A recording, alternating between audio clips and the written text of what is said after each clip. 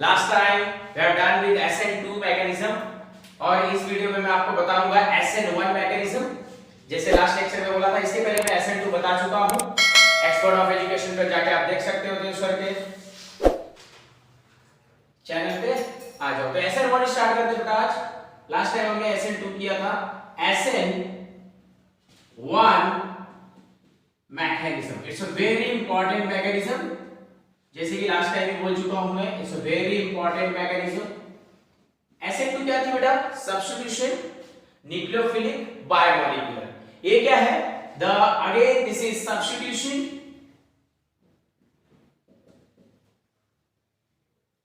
and again nucleophilic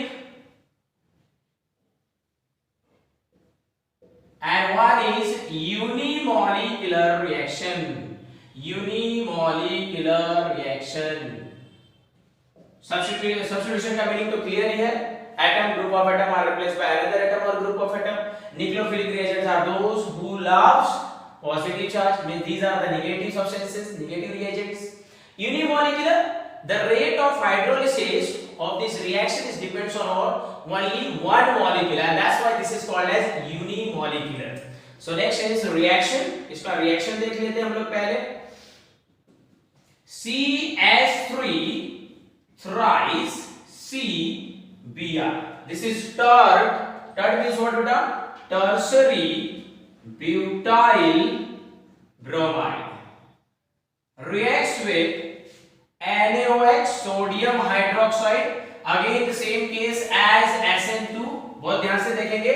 Br is negative over here, तो ये सारी प्लस हो गई, and Na plus and OH minus. Now these negative will replace by this negative, and that's why this is substitution reaction.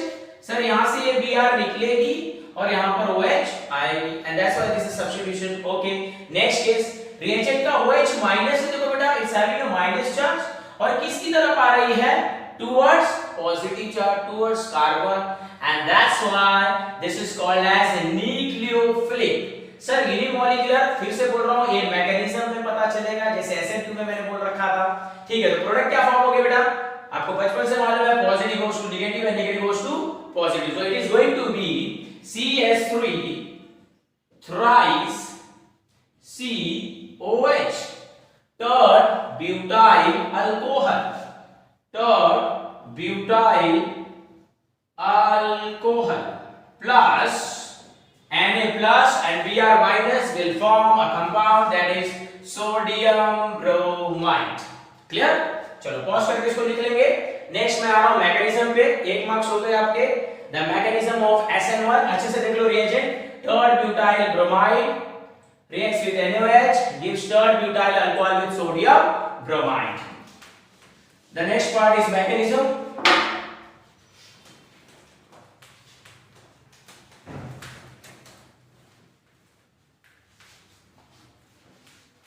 चलो mechanism देखेंगे इसका।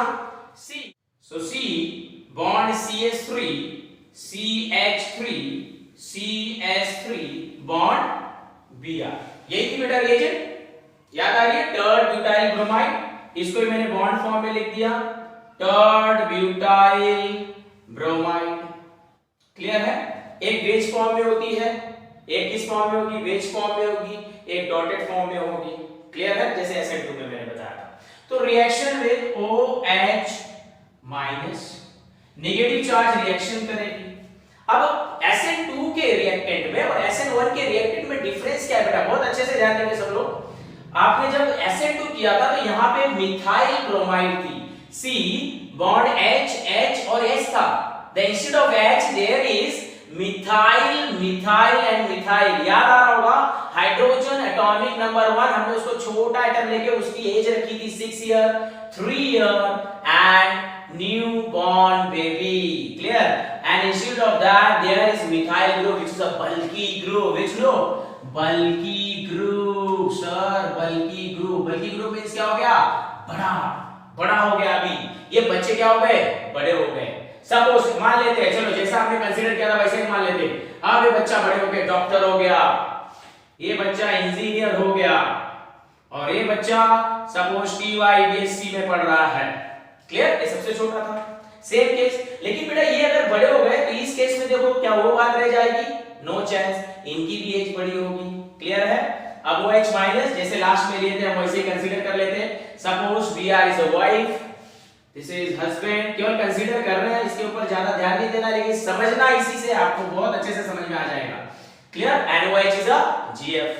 अब OH का केस क्या था, बैक साइड अटैक की इसकी आदत हो गई है अभी, SN2 में देख लिया आपने, जल्दी से जाएंगे बैक साइड से कार्बन से मिलके एक अच्छा बॉन्ड बना लेंगे, एक अच्छी फैमिली बना लेंगे।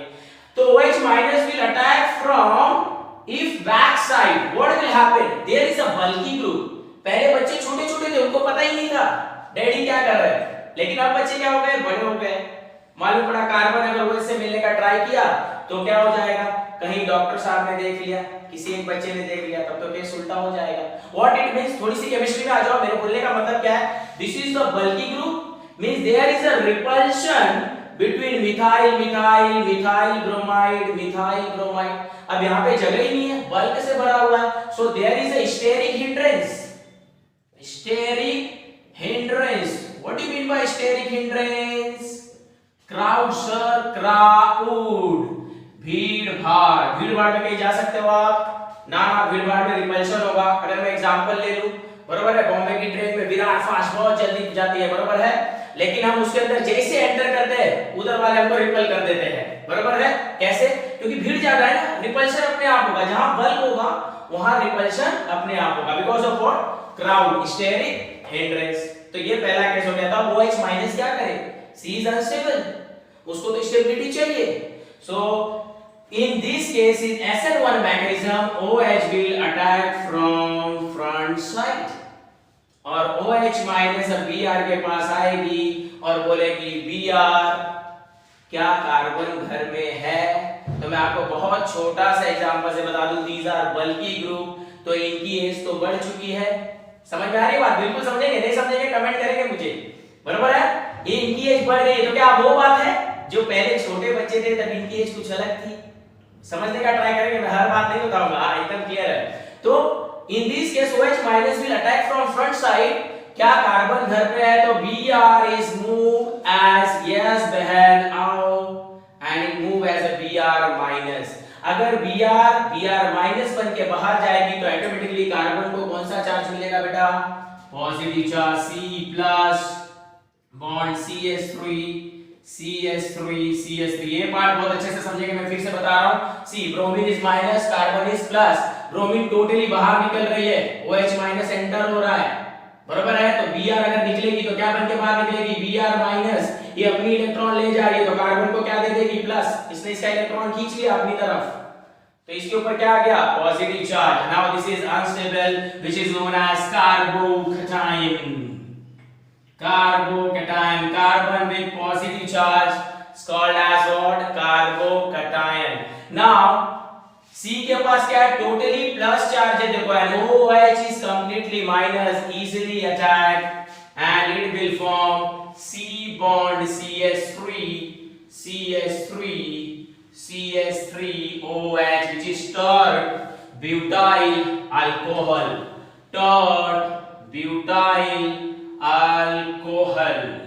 अभी रुकेंगे, कोई जल्दी नहीं करेंगे, अभी यहाँ पे दो प्रोडक्ट फॉर्म होने वाला है, क्लियर है, दो प्रोडक्ट फॉर्म होगा, कैसे सर, तो ध्यान देंगे, एक बॉन्ड तो ये बन गई, लेकिन यहाँ पे Br माइनस निकल गई, तो क्या यहाँ पे स्पेस हो गई, अब जब यहाँ पे स्पेस होगी तो ये शिफ्ट करने का ट्राई करेगा, अरे सीधी सी बात है, ट्रेन बोरीवली तक आई और क्या हो गया, बोरीवली में बहुत ज्यादा खाली हो गई, पहले आप कैसे बैठे थे, विरार में कैसी हालत थी आपकी, ऐसी, कुछ मुंह टेढ़ा होता है, कुछ इधर उधर देखते रहते, बरोबर है, खुजली करते हैं तो मालूम पड़ता है दूसरा वाला बोलता है अपना अपना खुजाओ, बरोबर है, समझ में आ रही है मेरी बात। लेकिन जब अगर इस केस में खाली हो गया, ब्रोमीन निकल गई, यहाँ पे स्पेस हो गया, आप बोरीवली में आए, स्पेस खाली हो गई, तभी भी क्या आप ऐसे रहते हो, नहीं, फिर आप क्या करते हो, एकदम प्रॉपरली स्टैंड होकर आराम से हवा लेते हुए जाते हो, जगह मिल गई तो बैठ भी जाते हो। सेम हो भैया, अगर इसको बाहर निकला और यहाँ जगह मिली तो शिफ्ट होगी बेटा, अगर ये शिफ्ट होगी तो OH minus will attack from back side also, means in SN1 mechanism it will attack from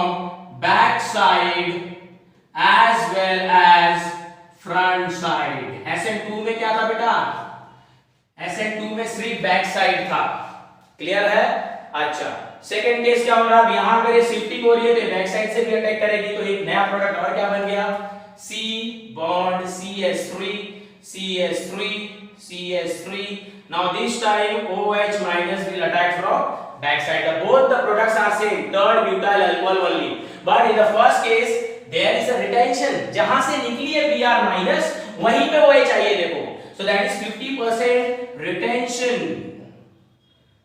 And in the second case, दूसरे केस में ध्यान दो बेटा, दूसरे केस में Br राइट में थी और इस केस में कहां पे आ गई है, लेफ्ट में आ रही है. अगर ये लेफ्ट में आ गई इसको क्या बोलते हो, लास्ट टाइम पढ़ रखा था 100% इन्वर्जन हुआ था SN2 में.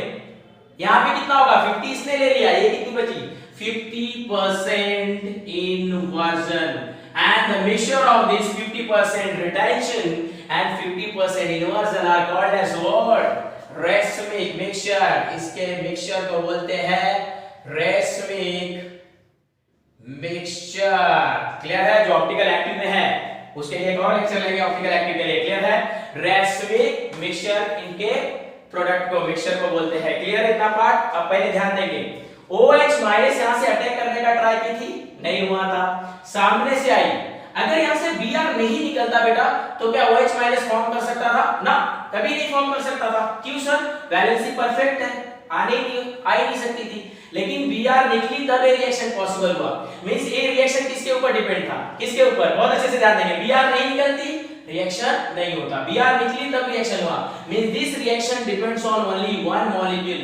Means rate of hydrolysis is directly proportional to tert butyl bromide, and that's why this is called as unimolecular. एक पे डिपेंड है, un means what, uni means what, one.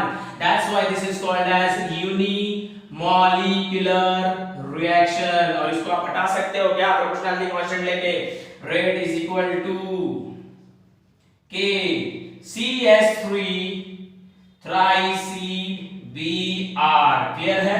Chemical kinetics में ऐसा बहुत देखने को मिलेगा, केमिकल काइनेटिक्स के चैप्टर में ये बहुत देखेंगे आप लोग. बोलो इतना पार्ट क्लियर है, मैकेनिज्म एकदम क्लियर बेटा.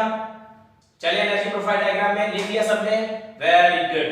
आ जाओ अब देख लेते हैं इसका लास्ट पार्ट. अभी तक आपने 2 + 1 3 मार्क्स चुरा लिए, 1 marks to go. Energy profile diagram. आ जाओ एनर्जी प्रोफाइल डायग्राम देखते हैं इसका. SN2 कितने स्टेप की रिएक्शन थी, 1 स्टेप. ये कितने की है, 2 स्टेप. ध्यान देंगे यहां डिस्टिंग्विश बिटवीन भी बन रहा है आपका. ये क्या था, यूनिमॉलिक्यूलर. SN2 क्या था, बायमॉलिक्यूलर. SN2 में क्या था, बैक साइड रिएक्शन. इसमें क्या है, back side as well as front side. देखो डिस्टिंग्विश भी बन रही है आपकी. तो एक क्वेश्चन के साथ आप दो आंसर पढ़ सकते हो, थोड़ा सा माइंड का यूज करेंगे.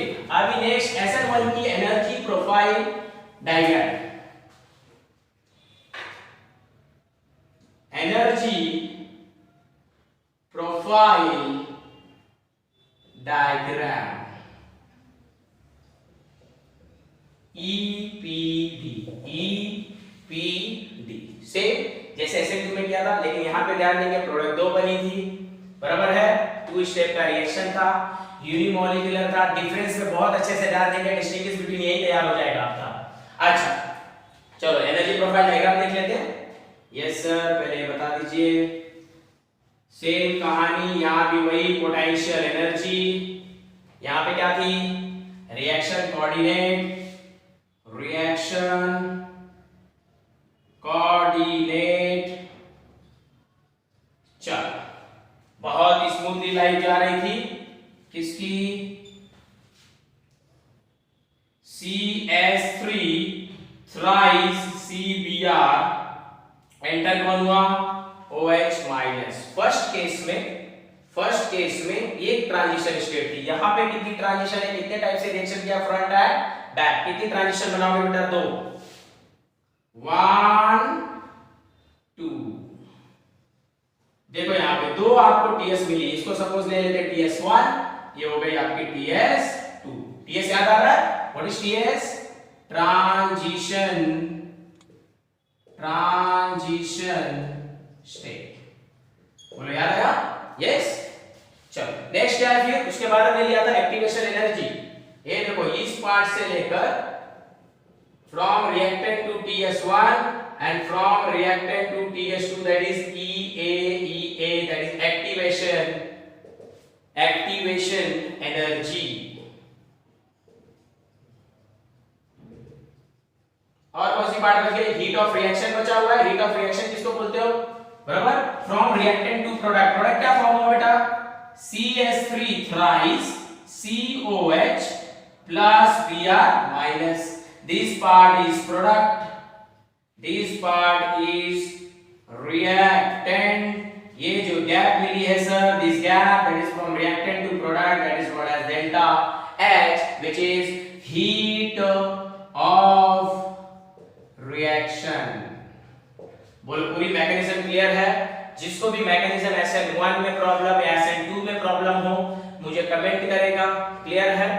मैं नए वीडियो के साथ नए लेक्चर में आऊंगा. तब तक के लिए थैंक यू सो मच.